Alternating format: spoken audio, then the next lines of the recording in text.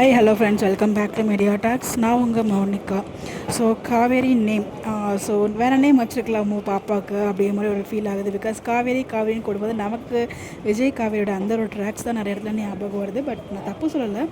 இப்போது அவங்க இல்லவே இல்லை அப்படின்னா நம்ம வந்து அந்த நேம் வச்சுக்கலாம். ஸோ அதை திருப்பி கதைக்குள்ளே வருவாங்க காவேரிங்கிறவங்க. அப்போ எப்படி கூப்பிடுவாங்க? குட்டி காவேரின்னு கூப்பிடுவாங்களா அப்படிங்கிறது என்னோட கேள்வி, என்னோட தாட்டுங்க.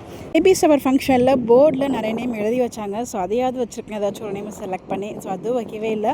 ஸோ சும்மா வீட்டில் கூப்பிட்றதாவது காவேரின்னு கூப்பிட்ருக்கலாம், நேமே காவேரின்னு வச்சுருக்காங்க. ஸோ தெரியல, இது என்னோட ஒப்பீனியன். ஸோ காவேரியோட திருப்பி கண்டிப்பாக வந்துடுவாங்க, ரீயூனியன் ஆகிடுவாங்க. பட் இதுதான் எனக்குள்ளே இருந்த ஒரு தாட்டு. உங்களுக்கு என்ன தோணுது கமெண்ட்டில் சொல்லுங்கள்.